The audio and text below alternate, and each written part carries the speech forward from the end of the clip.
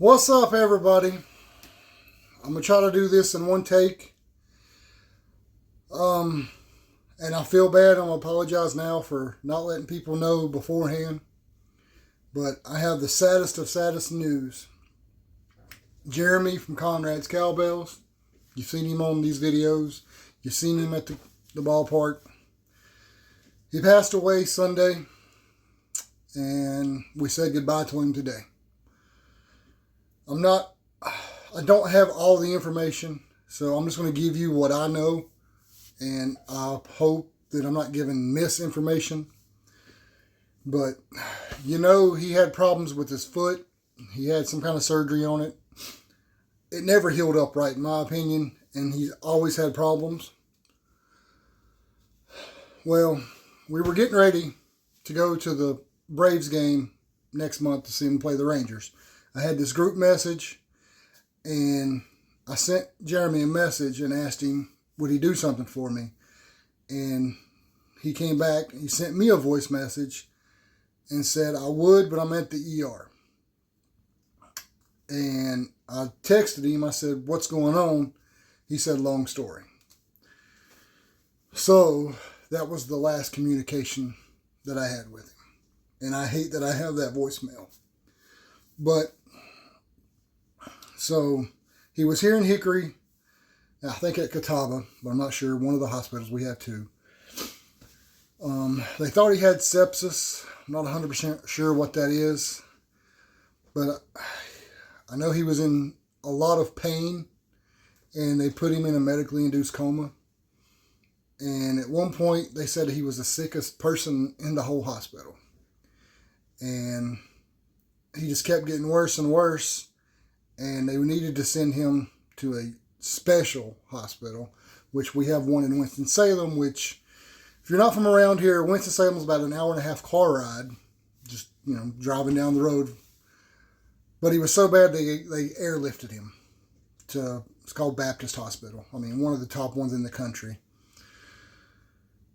It got so bad, they amputated his leg.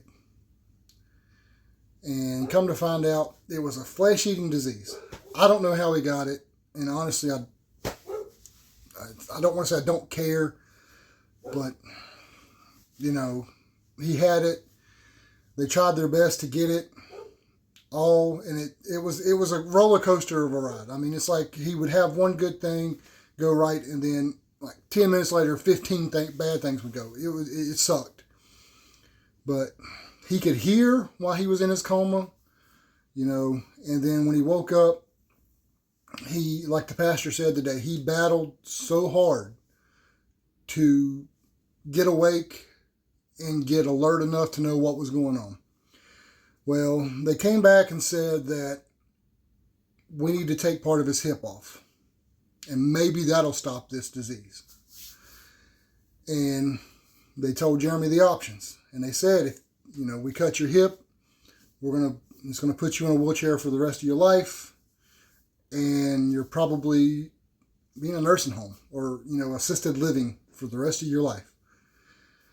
He would have been 48 in April, and again, he was alert enough to say no. He didn't want the surgery. He wanted us to hope and pray for a miracle. And I think Sunday they took him off all the medication and unhooked him, and then there was one more thing that they had left to do, and he was adamant that, hey, I'm ready, So 100% unhooked. Within hours, we got the message that he was gone.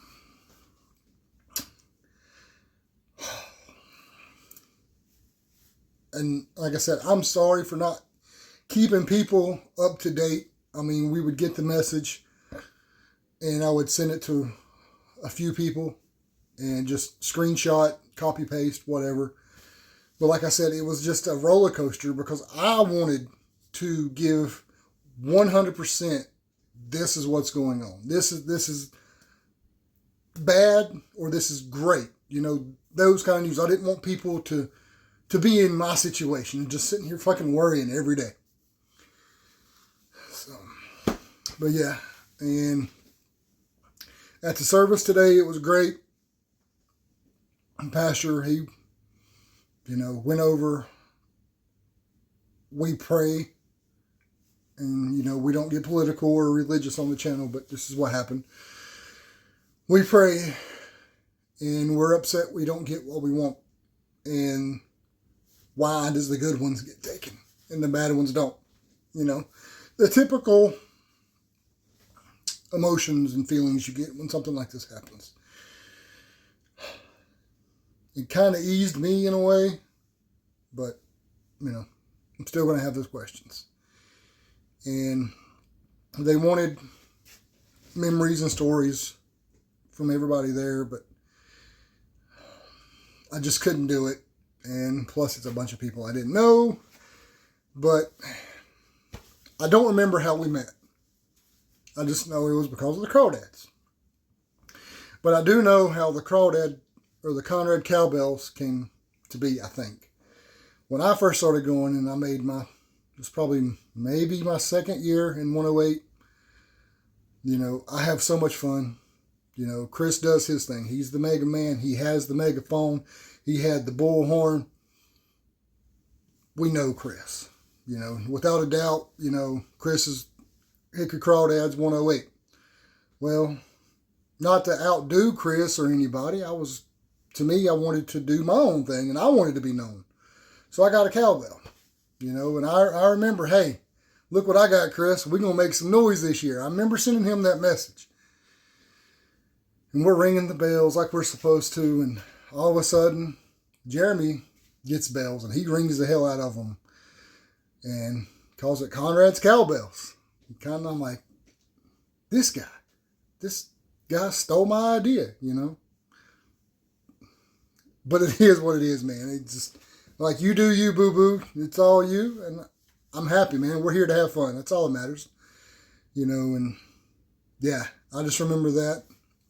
And then he done his little YouTube thing of doing the ballpark tours, which are flipping awesome. I kind of wanted Lucas to do that, being a kid, which I still would love for him to do. But, he's a teenager now and he ain't doing nothing.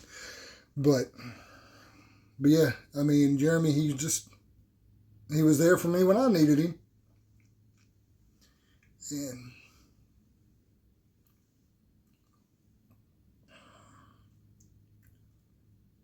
yeah.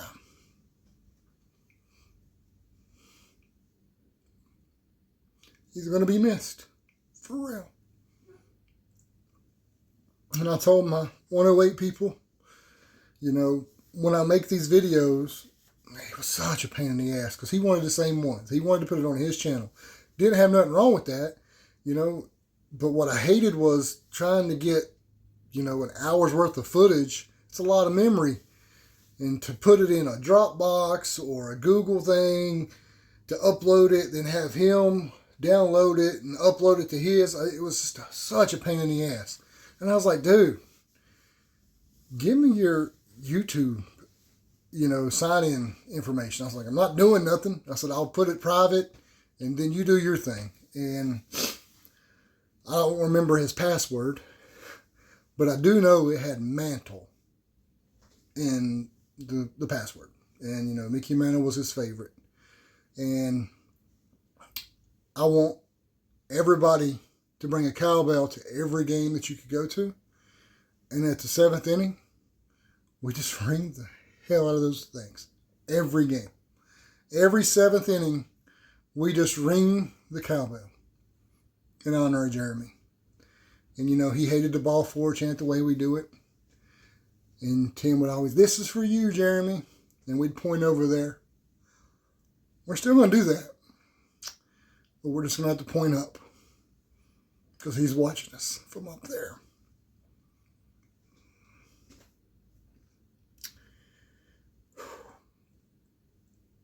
He's going to be missed, guys. And if you have any memories or want to say anything, leave me a comment.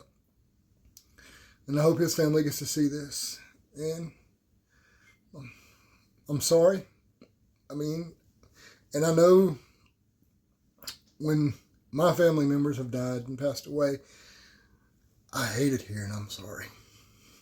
It got to me. I'm like, oh, shut up.